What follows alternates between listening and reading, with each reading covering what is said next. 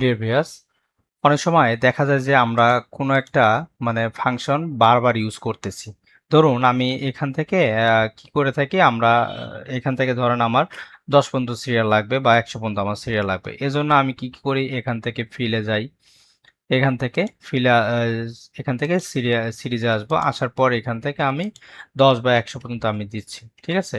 ধরুন আমার এই অংশটুকুই বারবার প্রয়োজন। মানে আমার এখান থেকে সিরিজটাই লাগবে বারবার। ঠিক আছে? এখন আপনার বারবার প্রয়োজন, আপনি কিন্তু কাজের সময় বারবার যদি এই জায়গায় বারবার আসেন, তখন আপনার একটা টাইম ওয়েস্ট হবে। তাহলে আপনি চাচ্ছেন যে এটা কুইক অ্যাক্সেস বারে যেন থাকে। কুইক অ্যাক্সেস বার বলতে মানে আপনি এক ক্লিকে যেন যাইতে পারেন। ধরুন আমার ক্যালকুলেটর প্রয়োজন, আমি এখানে ক্লিক করলাম, আমার কিন্তু ক্যালকুলেটর চলে আসবে। বা এখান থেকে আমি হাইট মানে টপ রো ফিল্টার করার প্রয়োজন, আমার কি এখানে করতে পারবো, টপ রো করতে পারবো। ঠিক আছে? এভাবে আপনি কি এগুলো রাখতে পারবেন। এখন কিভাবে রাখবেন, আপনার কুইক অ্যাক্সেস এখানে বারটা আছে, এখানে আপনি কিভাবে রাখতে পারবেন সেজন্য আমরা ধরুন কি করব, আমার সিরিজটা রাখবে। তাহলে আমি এখান থেকে আগে সিরিজে যাব। সিরিজে যাওয়ার পর এখান থেকে রাইট সাইডে ক্লিক করবেন। এটার উপরে রাইট সাইডে ক্লিক করার পর আপনি করবেন অ্যাড কুইক অ্যাক্সেস টুলবার।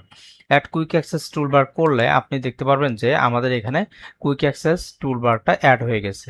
এখন কোথায় অ্যাড হয়ে গেছে, এই যে এটা হচ্ছে অ্যাড কুইক অ্যাক্সেস টুলবার, যেহেতু লাস্ট আমি করছি। দেন ধরেন আমি যদি এখন এখানে ক্লিক করি, অটোমেটিক আমার এটা সিরিজটা চলে আসছে। তাহলে আপনার আর এই ভিতর থেকে গিয়ে আপনার আর এখান থেকে আসা লাগলো না। ওকে, তাহলে এখানে ক্লিক করলে আপনার কিন্তু সিরিজটা চলে আসবে। এভাবে আপনি কি যে কোনো ধরনের ফাইলগুলো আপনি সিরিজ অনুযায়ী রাখতে পারবেন। ধরেন আমার আবার রিমুভ করতে পারবেন কিভাবে, ধরেন আমার আবার যদি রিমুভ করি তাহলে রাইট সাইডে ক্লিক করবেন, এখানে রিমুভ ফর কুইক অ্যাক্সেস, তাহলে রিমুভ হয়ে যাবে।